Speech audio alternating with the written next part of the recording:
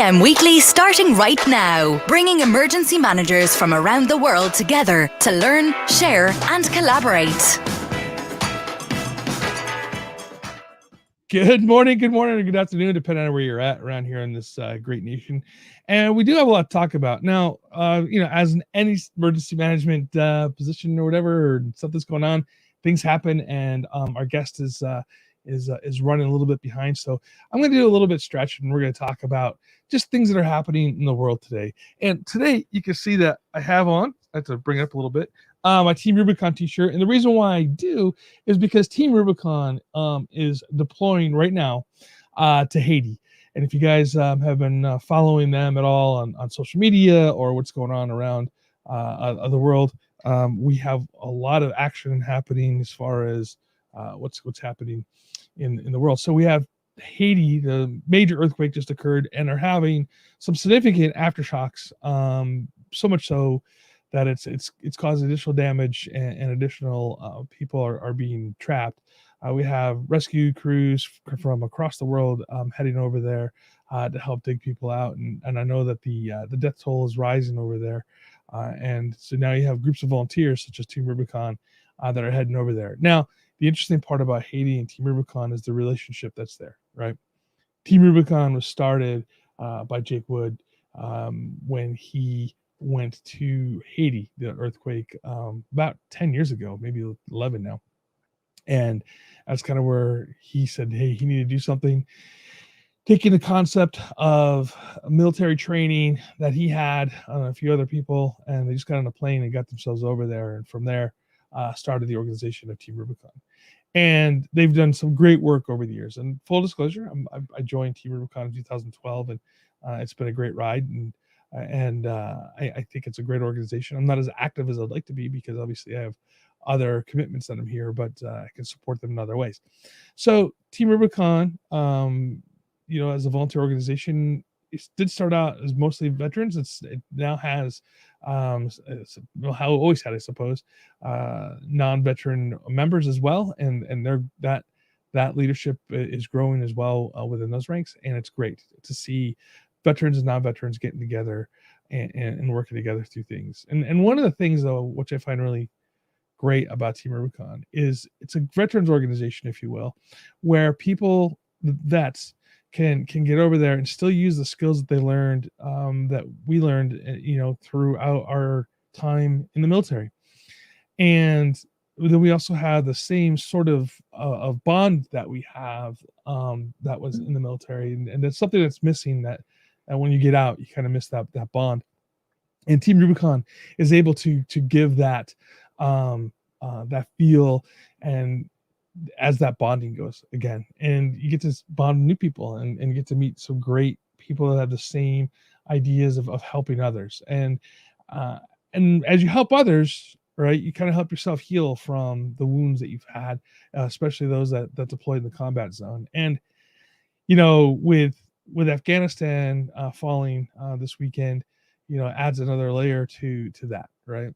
And adds a layer that we have friends and we have loved ones that we've met over in Afghanistan, that are kind of stuck there. And I have a friend of mine up in Canada, and her family, is there, and her husband and her are trying to desperately right now to get her family out of Afghanistan. And we have people here who have met friends over there, and there's other families that are over there that are trying to get out. And so it's a really, Team Rubicon right now for veterans. So if you're a veteran and you're feeling pressure as far as the why of your service, you can find this why. And if you need help, please reach out. Reach out. If you want to reach out to me, I'm here for you. If you want to reach out to Team Rubicon and join and use your why as part of Team Rubicon, that's a great way to do it. Or if that's not your shtick, find other organizations that you can get involved with, and get involved and be out there and talk to your fellow veterans and to your brothers and sisters in arms, and really do that and find that why again. And don't sit in your room, in your home, and watch TV and think about the bad stuff. Reach out to your friends, family, colleagues, to me if you need to, and we're all here for you during this time of strife. Will, welcome to. Let's bring Will in. Hey, Will, thanks for coming on the show. No problem. Happy Thursday. That was Happy Thursday. Nice opening. Definitely very timely, obviously. Absolutely, and it's just all the stuff that's going on around the world right now, and it really kind of shows why what we're doing with NDEM, and we'll get into that in a second, is important. So if you guys watched the webinar or the replay of the webinar or been looking at some of my social media posts, you know that I'm involved with the Natural Disaster and Emergency Management Expo in New York City this November, and we're having some special stuff going on over there. But before we get into some of the stuff that I'm doing with NDEM, because it's not all about me at all, right? Let's talk about NDEM and what it's about. And Will is the guy who's running the entire show, and it's his program, and I'm happy to have Will on the show. Will, what's going on with NDEM? Thanks, Todd. So first of all, what the heck is NDEM? NDEM. So I'm Will Wise, Group Vice President here at RX, also known as Reed Exhibitions. We launched the brand Natural Disaster and Emergency Management Expo well over a year ago, and are excitingly going to be doing an in-person trade show and conference in New York City this November 17th and 18th at the Javits Center right downtown there in Manhattan. And, we've been doing, for many, many months now with the support and great production team at Sitch Radio, the Prepare, Respond, Recover podcast, which Todd co-hosts. That's been great to engage in the market. Really, we started this as a digital brand, a digital engagement for the community.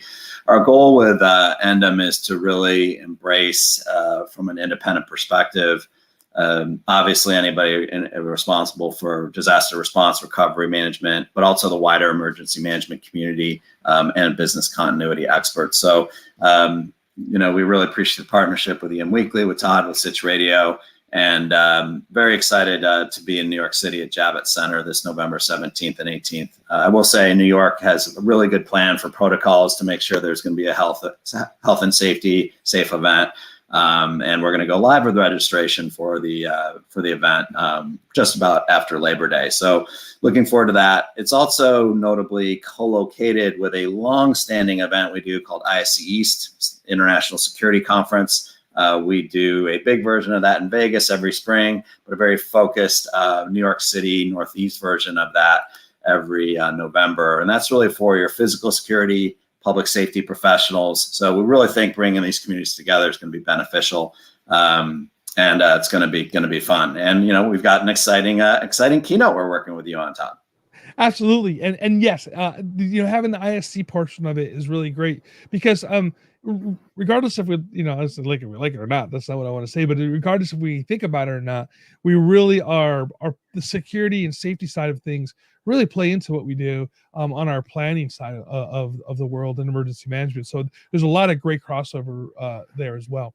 Now, before we get into the keynote, because I think that's the big news here.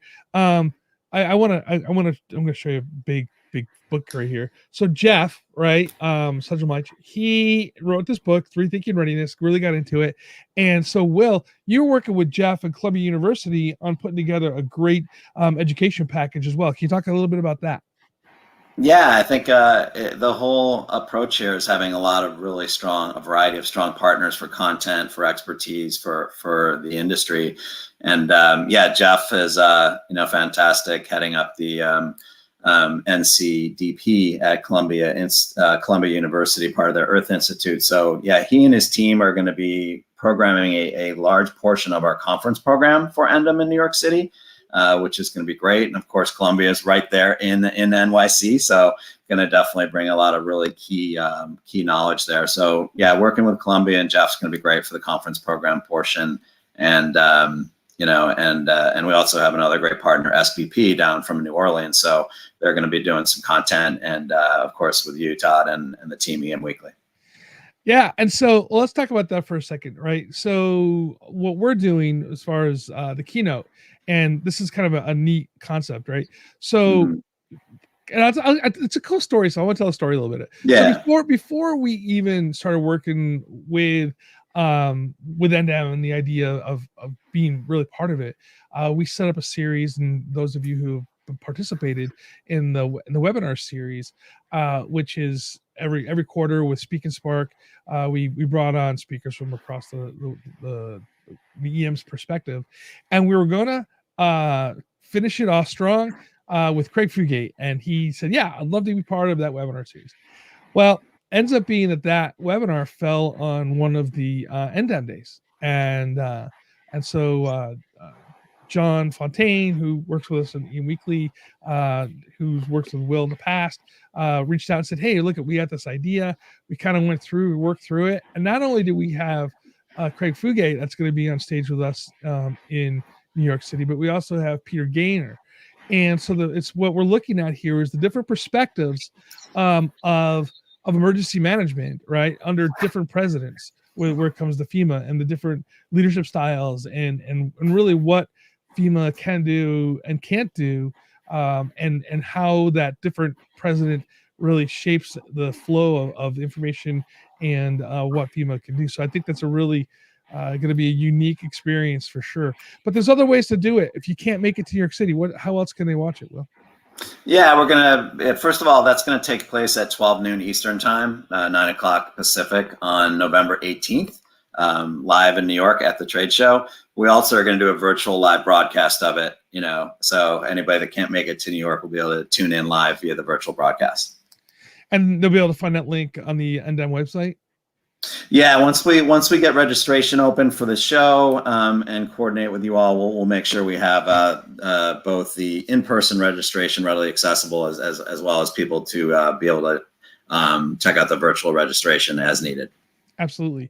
And the cool part about it too is this is just such a collaborative relationship with everything. We have a bunch of great sponsors coming in specifically to sponsor Craig and Pete that program. What's the if you're in New York City and you want to go check out just that speech, how would that work? Like, what's the cost to go to see that?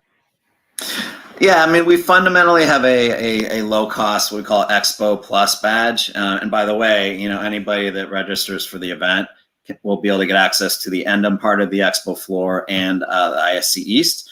So there's a nominal fee for just an Expo only badge. There will be some conference, if you want to attend the full conference program, some higher paid options for that, and that'll all get rolled out in September. But the keynotes, this is obviously the marquee keynote on November 18th. We also have a great keynote on the 17th, the folks that head up the New York City Marathon and that whole process. But the keynotes are open to all badge holders. So that'll be readily available to anybody. That's awesome. And that makes things so nice that because of the sponsorships and stuff, to keep those prices down for people to go, because I know at times that you see some conferences and they charge thousands of dollars to go to it, and it gets kind of pricey. But that's great that we're able to keep the and some people can just make it in for a full day, and we want to have a variety of options, and and we do appreciate, we've got, like you said, we got a couple great sponsors supporting this specific keynote, Crucial Staffing as a platinum sponsor and Doosan Bobcat as a gold. So and in general, we've got shaping up for a really nice roster of solution providers on the Expo floor. So it should be a really good event, and a lot more details coming up in a couple weeks. Hey, let's talk about the people on the floor real quick. Then we're going to jump to a break, and we'll come back and we'll talk about more of the content. So what does the Expo floor look like? I mean, like how many Expo participants do you exhibitors? Exhibitors, thank you. Yeah, it's really set up conveniently. So ISC East and NDEM are in one hall. They're just side by side, so really easy to navigate across those two areas. We expect we'll probably have 75 to 85 exhibitors on the NDEM part of the show floor. And you can imagine a full range of emergency management, natural disaster related solutions, business continuity, everything from technology centric to more on the ground, physical, key equipment and assets, no doubt. So probably I'd say 70 to 85 solution providers there. And then on the ISC part of the show floor, quite likely that'll be somewhere of like 200, 250 companies. So before we go to break, do you think Bobcat will let me drive their little Bobcat? That would be cool. A at show drive-through video. It'd probably destroy too much stuff. Awesome. All right, everybody, let's take a quick break, and when we come back, we're going to talk more about some of the content and what the future of NDEM looks like. All right.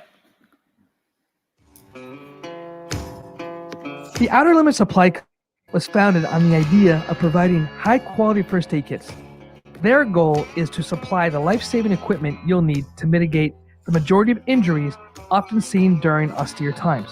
From minor injury on an outdoor adventure with your family to your team responding to a major traumatic event, Outer Limits Supply has the kits to manage most situations, providing practical, user-friendly first aid kits that anyone can use. Enter EM Weekly, all capitals, at checkout and save 20% off your total purchase. Go to www.outerlimitsupply.com today. That's outerlimitsupply.com. Power outages can happen at any time. Is your community prepared? The Power Up solar power charging trailer can be used to address the need for temporary power for your community. In addition, the Power Up solar power charging trailer can provide a platform to support your public information and community resiliency outreach efforts throughout the year to educate and inform people about the need to always be ready. For more information, visit powerupconnect.com. That is powerupconnect.com. Welcome back from that quick break. Hey, before we go on, if you guys are headed out to the National Homeland Security Conference in Las Vegas on August 30th to September 2nd, I want you to stop by and see my friend Sean Griffin and his team at Disaster Tech. And Disaster Tech is the leading decision science platform for risk and resilience. And make sure you stop over at booth 205 to see how Disaster Tech's DICE solution can help your team plan and exercise across government and industry, leverage data and risk intelligence, and accelerate evidence-based decision-making, and ultimately save more lives, more money, and more time. Also follow them on Twitter at Disaster Tech INC for more updates. And I plan on being out there for one of the days, and I'll let you know when I'm out there. And stop by and see me over there too, and we'll sit down and have a cup of coffee or something. All right. Appreciate their time there. Hey, and for all those that are looking to our sponsors, stop by and let them know that you heard them here on EM Weekly, because it's important for them, and it's important for us that we all have that great connections. So, Will, NDEM. So this is your first kick on it, right? Yeah, definitely. Like I said, over a year ago, we started the digital engagement, content online, with you and other partners. And yeah, so this will be the first in-person event for it. And we're looking forward to a long-term commitment with this event and the overall, year-round community of it. Definitely, we will be back in New York again, November of 22 with it. And then I can just say that, we do plan to really continue to grow this and really make sure we've got connections in all the key regions across the country, Gulf of Mexico, Western region, et cetera. And one thing about expos and events like this that I get out of it, at least, it's not just going there, sitting in the classroom or looking at the stuff that's on the floor. That stuff is great, but it's also the connections that you get to meet other emergency managers from other parts of the country. And, that's what more I'm excited about, right? I'm going to go there. Yeah. I know people from NYC emergency management are going to be there. People from Columbia University are going. And I know some people from NYU that are going to be attending this event. So that stuff is really exciting. And of course, it's New York City too, right? I mean, you can't go wrong with New York City. But what I think is really interesting too is the location where you guys are having this. I watched the video on it. It's a beautiful location. Tell me a little bit about the location in the Javits Center. Yeah, Javits Center has a pretty storied long history of being the one major convention center in New York City proper, Manhattan. And I have to say, I've done over the course of being in events and tech related, public safety, security related things for a long time. I've done many events there over the last couple decades. They've done an amazing modernization of the building over this last 5 or 6 years. They completely redid the entire glass ceiling. There's a natural, there's an entire rooftop. It kind of is tied in with the whole Hudson Yards area in NYC getting developed, which, I'll be honest, 10 years ago, a lot of people wouldn't go up in that part of the city. There wasn't really much more to do. It was hard to get there. Now it's like an amazing part of the city. You got the High Line, which is a really cool sort of community walk area over there. So it's actually a really, really great part of the city right now with Hudson Yards. There's broadcast studios. Some of the major media studios are up in that part of the area now too. So and they just did a big expansion of the building with more common spaces and everything. So it's definitely a great facility. Big space, plenty of space spread out. Great conference room space, food and beverage, and it's good. They've done a heck of a job with it. And frankly, they did a fantastic service for New York City the last year. Yes. Until 2 months ago, it was a vaccine center and medical facility for a long time. That was a major key part of what they did there and their whole team. Ken Dixon is their head of security and safety for Javits Center. He did an amazing job with their whole team. And so there's a lot of nice tie-ins, not just being a building, but for what they've been doing for the community. Right. Yeah. And that's the video that they have. They show how they were able to set this up as basically a field hospital very quickly by putting up stanchions. And so it was amazing to see. If you guys haven't seen that, I'll put it in the show notes too, of what they did over there, how they supported New York City during the beginning of the crisis. With creating basically a field hospital, treating patients, and then now doing the whole vaccine clinics in there, and then field testing, swab testing through there. What a wonderful partner to have for New York City. New York City, you guys are lucky to have such a wonderful partner like the Javits Center. And it's realistically, I was looking at it, getting down to it isn't super hard. I mean, for me, you take the train into under Madison Square Garden, you get up and it's only, I don't know, it's like 4 or 5 blocks away from Madison Square Garden, city blocks. So it's a little bit different. I think it was 3 or 4 years ago, they did add a subway station right down the street. Before, like I said, they didn't, but it's got now with that whole area there being a major corporate area and a sort of entertainment area. It's quite accessible now. Yeah, absolutely, and I'm looking forward to it. I'm not a city guy. I'm from upstate New York, but anytime I get to go back home, I love going back home. And as a kid, I always take the train into the city all the time, just to go out and catch a concert or whatever and whatnot. And I gotta tell you, everybody, this I know Brian's gonna make fun of me a little bit about this because I talk about it all the time. If you're ever gonna go to the city in the fall is the best time of the year. It really truly is the best time of the year. It smells great. You have all the things that are happening around. They're getting ready for Christmas. They're getting ready for the parade. You get to see some really neat stuff going on down there. It's fun. It's not just it's not just going to some other location. It's going to New York City. It's the capital of the world, and it's a fun place to be, and then the fun time of year. And I'm just really excited and looking forward to everything that's going on with that. Yeah, and like you said, there's so many interesting connections, to meet up with there. Like you said, government, emergency management, but literally every industry within the private sector is represented there too. And of course, that comes into play, very importantly, that private public sector connections. Yeah, absolutely. And that's the other thing too, with IAEM, I'm part of the public-private partnership that we do with them. And that's realistically, that's a growing section of what we do as emergency managers to work in the, to work with the private sector. And, and again, going to an event like this is really important to be able to make those connections. The old saying is you never want to trade business cards over the trunk of the patrol car. Well, same thing here. If you want to meet business cards and meet people and really make connections, you have to go to events like this to do so. Yeah, and I think coming out of where we haven't been able to have many events, I've fortunately been able to go to about 3 in the last 6 weeks. We're really well managed, great quality people are going out to events right now. But it's kind of refreshing. It's not just about the volume and how crazy it can be, but really quality connections, both that are you're going to meet. But I also like to say the serendipity of things people you never imagined you might run into, or new connections or new ideas. And yeah, I can just tell you from some of the conferences I've gone to in the last 6 weeks that's been happening. So I think it's going to be a nice way to re-engage. Absolutely. Hey, well, before we let you go, what's the website where we can find you?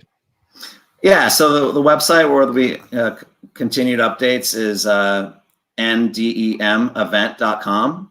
So ndemevent.com. And like I said, right after Labor Day, we'll have full registration info. Between now and then, we'll be, sending updates along the way. Again, a lot more details on the conference programs, the full sessions coming up in this next couple of weeks as well.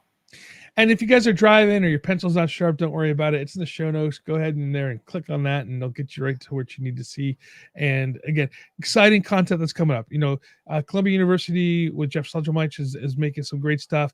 You got, two of the last female administrators, on stage at one time talking about what it is to be, the top guy working for two different total administration styles of leadership when it comes to emergency management and what they're doing. Some of the crises that each of them faced during that time. You have the security side of it too that you can go check out. You have the floor with all the exhibitors out there, so you can go look at there and maybe they will let me drive that Bobcat. That'd be a lot of fun. So it's exciting times, and it's in New York City, and it's in the fall, and you couldn't wish for a better time to be in the city for that thing. And I don't know if I miss anything though. No, I think I'm looking forward to it, and I think this has been great. We're all doing a lot of good cross partnering on content year round, and then look forward to getting people together soon in person. Absolutely. Hey, and if you guys want to learn more too about what NDEM is doing, just in general for emergency management, the Prepare, Respond, Recover podcast, which I also host, is available as well. They have some of the great guests that they're bringing on from across the world. Talking about disaster resiliency, business continuity, some programming stuff that's out there. Talk about the nonprofit organizations that are really making a difference, and it's people that are making a difference. It's a great program. I'm really pleased and excited that Will asked me to host that show for them. I'm very honored as well, and I appreciate that, Will, and I can't wait to see you in New York City. Yeah, thank you. We love the partnering amongst yourselves and a lot of great groups. Again, that's what I love about the security, emergency management industry. Everybody really cares and works together. Absolutely.